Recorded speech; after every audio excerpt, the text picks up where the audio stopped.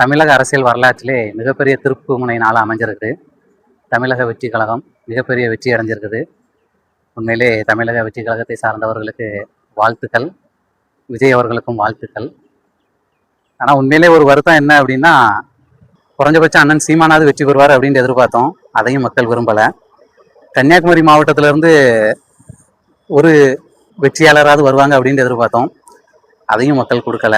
சரி, வாக்கு வங்கியாவது அதிகமாகும் அப்படின்னு எதிர்பார்த்தோம்.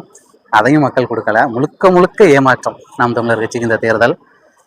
இன்னும் இந்த மக்கள் சினிமா மோகத்தில் தான் இருக்காங்க. அப்படிங்கும்போது இன்னும் சீமானே மாதிரி ஆட்கள் மக்கள் கூட களத்தில் நிற்கக்கூடிய தலைவர்களுக்கு பெரிய வருத்தமாக தான் இருக்கும்.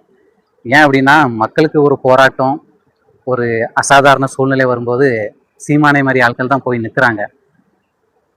போக்குவரத்து ஊழியர்கள் போராட்டமாக சீமான் வேணும், விவசாயிகள் போராட்டமாக சீமான் வேணும், செவிலியர்கள் போராட்டமாக சீமான் வேணும், ஆசிரியர்கள் போராட்டமாக சீமான் வேணும். மழையினால பெரிய பாதிப்பு ஏற்பட்டுட்டா அந்த இடத்துக்கு சீமான் வரணும். இயற்கை சீற்றங்கள் வேற எதுவும் ஏற்பட்டுட்டா, புயல் எதுவும் ஏற்பட்டுட்டா அந்த இடத்துக்கு சீமான் உடனே வரணும்.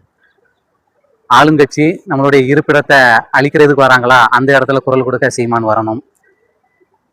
கனிம வளங்களை வெட்டி எடுக்கிறதுக்கு எதிராக போராடணுமா, அந்த இடத்துல சீமான் வரணும். அப்படின்லாம் மக்கள் ரொம்ப எதிர்பார்க்காங்க. ஆனால் தேர்தல்னு வரும்போது சீமானுக்கு ஓட்டு போட மாட்டேங்காங்க. அது என்ன பிழை இருக்குது அப்படின்னு தெரியல. பிழை சீமான்கிட்ட தான் இருக்கா, இல்லைன்னா மக்கள்கிட்ட இருக்கா, இல்லைன்னா சீமான் கட்சிக்காரங்க கிட்ட இருக்கா, சீமான் கட்சிக்காரங்க ஒழுங்காக கட்சியை கட்டமைக்கலையா அப்படிங்கிற கேள்வி இப்போ நாம் தமிழர் கட்சிக்காரங்க எங்களுக்குள்ளே வந்துட்டு. இன்னைக்கு தமிழக வெற்றி கழகத்துக்கு மிகப்பெரிய மாற்றம் வேணும்னு சொல்லிட்டு நீங்கள் அங்கீகாரம் கொடுத்துருக்கீங்க. ஆனால் அந்த மாற்றத்திற்கான விதையை போட்டது சீமான் தான். இங்கே ஒரு மாற்று அரசியல் வேணும்னு விதையை போட்டு அதை வளர்த்து கொண்டு வந்தது சீமான் தான், நாம் தமிழர் கட்சி தான். அதை இன்னைக்கு விஜய் பெருசாக அறுவடை பண்ணிட்டு போயிட்டாரு. ஒரே ஒரு பிம்பம் தான், கதாநாயகன் அப்படிங்கிற ஒற்றை பிம்பத்தில் அறுவடை பண்ணிட்டு போயிட்டாரு. உண்மையிலே தமிழ் இனத்துக்கு இப்படி ஒரு வரலாறு அமைஞ்சது பெரிய வருத்தமாக இருக்குது.